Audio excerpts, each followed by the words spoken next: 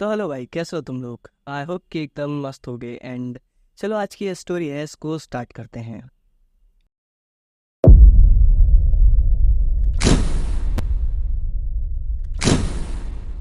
तो आनंद, जो हैदराबाद में अपनी छोटी सी फैमिली के साथ रह रहे थे, वो अपने बुजुर्ग माताजी और पिताजी, जिनकी तबीयत ज़्यादातर खराब ही रहती थी, उनके गुजर जाने के बाद अपने पिताजी के गांव में 100 एकड़ की पुश्तैनी ज़मीन को बेचकर तीनों भाइयों में बराबर बंटवारे के लिए अपने गांव में जाते हैं। और ये 3 भाई थे, जिनमें से आनंद सबसे बड़े थे, बाकी दोनों भाई इनसे छोटे थे। उस जमीन के बिकने के बाद सारा पैसा सभी भाइयों के बीच बराबर बट जाता है और आनंद हैदराबाद में अपने घर, अपनी फैमिली के पास वापस आ जाते हैं। आनंद की फैमिली में आनंद का एक 19 साल का बेटा विक्रम और आनंद की वाइफ सिमरन है। ये लोग जिस घर में रह रहे थे वो एक काफ़ी छोटा सा और पुराना सा घर था, और ये लोग पिछले बहुत टाइम से एक नए घर को खरीदने के बारे में सोच रहे थे, पर पैसों की दिक्कत की वजह से आनंद नया घर नहीं ले पा रहे थे। पर फाइनली अब उस पुश्तैनी प्रॉपर्टी के बिक जाने के बाद इन्हें अच्छे खासे पैसे मिलते हैं, और अब ये उन पैसों से नया घर खरीदने के बारे में सोचने लगते हैं। आनंद कुछ प्रॉपर्टी डीलर्स से नए घर के सिलसिले में बात करते हैं, और वो प्रॉपर्टी डीलर्स उन्हें आसपास के कुछ अलग अलग सिटीज़ के अंदर काफ़ी बढ़िया बढ़िया घर दिखाते हैं, पर उन्हें कोई भी घर पसंद नहीं आता है। और कभी कभी कोई घर जब इन्हें पसंद आता था तो वो इनके बजट के बाहर होता था। ऐसा करते करते कुछ महीने बीत जाते हैं और इन्हें कोई भी घर समझ नहीं आता है, पर फिर फाइनली इनको एक बहुत अच्छा घर मिलता है दिल्ली में, जो इन्हें पसंद भी बहुत आता है, और वो घर इनके बजट में भी था। उस घर के आसपास कई सारी शॉप्स भी थी और एक छोटा सा ग्राउंड भी था, जहां उस एरिया के लोग सुबह या शाम को वॉकिंग के लिए जाते थे, बैठते थे। और इसके अलावा उस घर के पास में एक काफ़ी बड़ा सा और बहुत पुराना सा मंदिर भी था। एंड हाँ, वो घर जो कि इन्हें पसंद आया था वो भी काफ़ी पुराना सा बना हुआ था। तो ये सोचते हैं कि इसको खरीदने के कुछ टाइम बाद ये लोग इसको रेनोवेट करा लेंगे तो ये घर काफ़ी अच्छा हो जाएगा। तो आनंद एज सुन एज पॉसिबल उस घर को खरीद लेते हैं। सारी लीगल फॉर्मेलिटीज के बाद आनंद अपनी फैमिली के साथ उस घर में शिफ्ट हो जाते हैं। आनंद का रूटीन था कि वो हर संडे को विक्रम और अपनी वाइफ को बाहर घुमाने ले जाते थे, और विक्रम को कभी पीटना तो छोड़ो, डांटते तक नहीं थे। और अगर विक्रम की मम्मी भी कभी अगर विक्रम को किसी गलती पर पीटने की कोशिश करती थी तो भी आनंद उसको बचा लेते थे पिटने से। आनंद बिल्कुल शांत स्वभाव के इंसान थे, पर दिल्ली के इस घर में शिफ्ट होने के कुछ दिनों बाद से आनंद के बिहेवियर में बहुत ज़्यादा चेंजेस आ जाते हैं। जैसे जो इंसान अपने बेटे की कभी बड़ी से बड़ी गलती पर भी उसको मारना पीटना तो दूर, उसे डांटता तक नहीं था, बट अब वो इंसान उस बच्चे को छोटी छोटी बातों पर बुरी तरह से मारने तोड़ने लगता है। इसके अलावा अब आनंद अपनी वाइफ के साथ भी काफ़ी रूड सा बिहेव करने लगते हैं। आनंद हमेशा ही बहुत ज़्यादा गुस्से में रहने लगते हैं। ऐसा समझो कि वो बस किसी भी एक छोटी सी बात के इंतज़ार में ही बैठे होते हैं कि जैसे ही कोई कुछ गलती करे या कोई भी बात हो तो वो उसे तुरंत कैसे भी करके उसे मारने तोड़ने लगे। उस घर में हमेशा ही अब एक बहुत नेगेटिव सा माहौल बना रहता था। वो अपनी वाइफ और बेटे दोनों पर ही हाथ चलाने लगे, और आनंद अब काफ़ी वायलेंट हो चुके थे। आनंद छोटी छोटी बातों पर बहुत ज़्यादा बुरी तरीके से रिएक्ट करते थे, लेकिन एक बात थी कि वो ऐसा भयानक बिहेवियर कभी कभी दिखाते थे। लाइक हर समय नहीं, बट आनंद रैंडमली किसी भी टाइम पर बहुत गुस्से वाले मूड में आ जाते थे और किसी टाइम पर बहुत हैप्पी से मूड में भी रहते थे। तो ये लोगों को समझ में नहीं आ रहा था, लाइक उनकी वाइफ और विक्रम को बिल्कुल समझ में नहीं आ रहा था कि मतलब ये सब क्या हो रहा है, इनके साथ क्या चीज़ है, ये सब चीज़ें।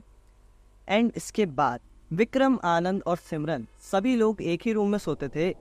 तो एक बार रात को जब सब लोग सो जाते हैं और जब अगले दिन सुबह सुबह सब जागते हैं तो इन्हें दिखता है कि विक्रम गायब है। उस समय आनंद भी ठीक मूड में थे और ज़्यादा एग्रेसिव नहीं लग रहे थे।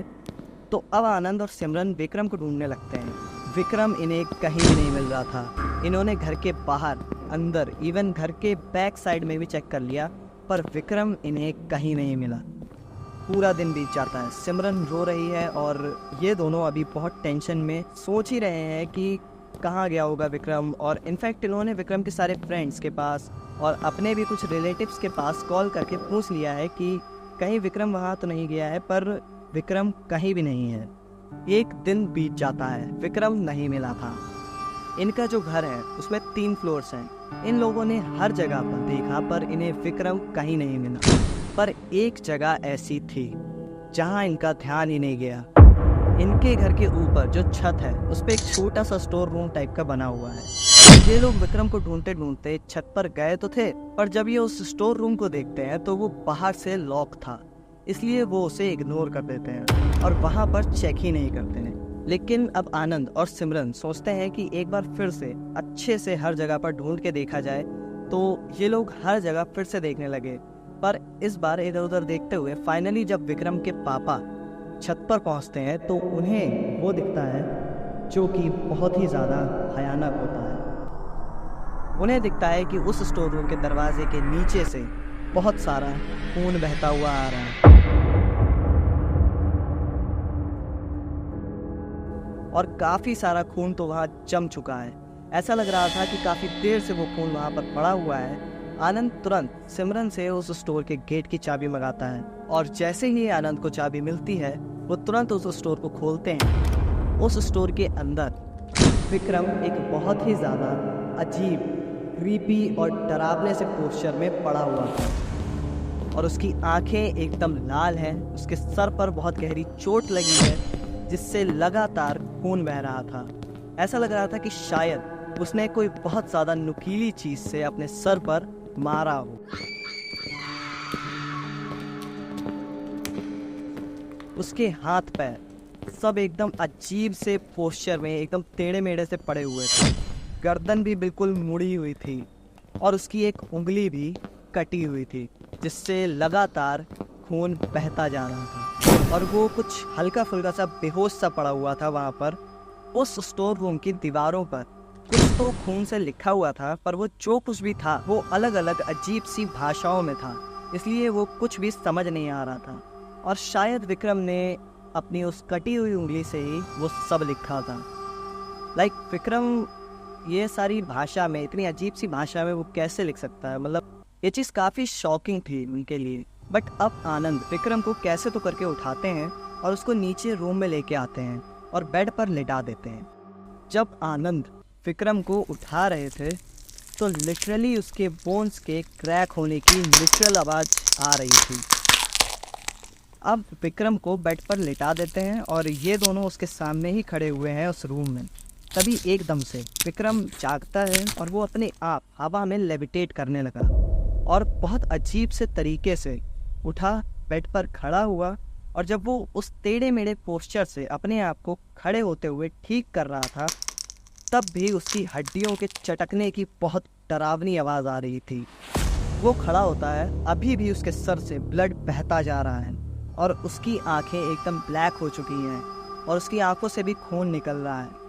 और इस मोमेंट पे वो एक बहुत क्रीपी सी स्माइल देते हुए कुछ अजीब सी लैंग्वेज में और अलग अलग लोगों की आवाज़ों में बोलने लगता है और अब वो सिर्फ अपने हाथों को हल्का सा हिलाता है और उसके ऐसा करते ही उस रूम में रखी सारी चीज़ें लेविटेट करने लगती हैं और थोड़ी देर बाद वो अपने हाथों को सीधे आनंद और सिमरन के ऊपर पॉइंट करता है और इसके बाद वो सारी चीज़ें जो हवा में लेविटेट कर रही थी वो सीधे आनंद और सिमरन की तरफ बहुत तेज़ स्पीड से जाने लगती हैं। सिमरन के सर पर कोई चीज़ लगती है और उसको बहुत ज़्यादा चोट लग जाती है और आनंद के पैर में भी एक लोहे की रॉड जो वहीं कहीं पड़ी हुई थी उस रूम में, वो जाके आनंद के पैर पे लगती है और आनंद वहीं पर गिर जाते हैं। इस मोमेंट पर अब विक्रम अपने बेड के पास के एक ड्रॉर की तरफ देखता है और उसको देखते ही वो ड्रॉर अपने आप से खुल जाता है और उस ड्रॉर से एक हथौड़ा तुरंत बहुत ज़्यादा तेज स्पीड में सीधा विक्रम के हाथ में उड़कर आता है। अब विक्रम उस हथौड़े से अपने आप को मारने लगता है। तभी विक्रम के पापा, जिनके पैर से बहुत खून तक निकल रहा था, वो विक्रम को रोकने की कोशिश करते हैं, उसे बचाने की कोशिश करते हैं। पर विक्रम उस रूम में एक टेबल थी, उस टेबल पर रखे हुए चाकू को उठाता है और तुरंत आनंद के ऊपर कूद जाता है। आनंद ज़मीन पर गिरते हैं और विक्रम उस चाकू से आनंद को 4 बार स्टैब कर देता है। तब वो सीधा सिमरन की तरफ देखता है और इस बार वो अपनी रियल आवाज़ में अपनी मम्मी से मदद मांगता है और इतना कहने के बाद वो तुरंत एक बहुत स्पाइन चिलिंग सी स्माइल देता है और सीधे टक करके नीचे गिर जाता है। अब सिमरन तुरंत भागकर पास के मंदिर में जाती है और वहाँ पर जो बाबा वगैरह थे उनको इन सारी चीज़ों के बारे में बताती है। वो पंडित जी काफ़ी ओल्ड एज के थे और उस मंदिर में काफ़ी समय से थे, इसलिए उन्हें उस घर के पीछे की सारी बातें पता थी। पंडित जी सिमरन को सारी बातें बताना शुरू करते हैं और अब सिमरन को ये पता चलने वाला था कि इन सारी परेशानियों के पीछे का क्या राज है। पंडित जी बताते हैं कि बहुत सालों पहले इस घर में पहले के टाइम में किसी बहुत खतरनाक क्रिमिनल ने बहुत सारे मर्डर्स किए थे। वो भी अलग अलग देश के लोग के मर्डर्स किए गए थे और उसके बाद आखिर में जब उस क्रिमिनल को पुलिस पकड़ने वाली थी तब उसने खुद भी उसी घर में सुसाइड कर ली थी। इसके बाद से ही वो घर बस एक खंडर की ही तरह पड़ा हुआ है और पहले कभी एक दो बार लोग रहने आए थे, पर वो इस घर के अंदर डरावने एक्सपीरियंसेस होने के बाद तुरंत ही छोड़कर चले गए। उस घर में उन सारे लोगों की आत्माओं का वास है जो उस घर में मरे थे। सिमरन पूछती है कि अब जो ये आत्मा उसके बेटे को अपने वश में कर चुकी हैं, उसको कैसे ठीक किया जाएगा और अब वो लोग क्या कर सकते हैं इन सब चीज़ों से बचने के लिए। तो पंडित जी बताते हैं कि अभी तो सीधे अपने हस्बैंड और बेटे को लेकर हॉस्पिटल में एडमिट करवाइए और अब आप उस घर में बिल्कुल मत जाना और हो सके तो इस घर को बेचकर आप कहीं और शिफ्ट हो जाएं तो अच्छा होगा। सिमरन तुरंत एम्बुलेंस बुलाती है और आनंद और विक्रम को लेकर सीधे हॉस्पिटल में एडमिट करवाती है। अनफॉर्चुनेटली काफ़ी दिन वेंटिलेटर पर रहने के बाद भी आनंद नहीं बच पाए क्योंकि उनका काफ़ी ज़्यादा ब्लड निकल चुका था और विक्रम भी कोमा में चला गया था और उसके भी कुछ ज़्यादा चांसेस थे नहीं कि वो बच सके। सिमरन उस घर में दोबारा कभी नहीं गई रहने के लिए और कुछ महीनों बाद फाइनली विक्रम की भी डेथ हो जाती है और अब सीधे जो सिमरन थी वो अब अपने पुराने वाले उस हैदराबाद वाले घर में ही शिफ्ट हो जाती है क्योंकि वहाँ तो जा पाना भाई मतलब बहुत ज़्यादा ही डरावनी बात थी उनके लिए। तो अब तुम देख सकते हो यार, मतलब एक घर को खरीदने के बाद एक पूरी की पूरी फैमिली कैसे ना कैसे करके पूरी एकदम बर्बाद हो जाती है। उस फैमिली के अंदर कुछ भी नहीं बचा था, लाइक सारे ही फैमिली मेम्बर्स मर चुके हैं और सिर्फ उनकी वाइफ बची है, वो भी काफ़ी ज़्यादा मतलब अब काफ़ी ज़्यादा टेंशन में है और वो भी कितना ही जी पाएंगे अब अकेले। सो ये थी आज की स्टोरी एंड आई होप कि तुम्हें काफ़ी अच्छी लगी होगी। जैसी भी लगी हो ये स्टोरी कमेंट में मुझे ज़रूर बताना कि तुमको ये वीडियो कैसा लगा और अगर तुमको ऐसे ही वीडियोस और देखने हैं तो लाइक एंड सब्सक्राइब तो बनता ही है भाई, इसलिए thanks for watching this video.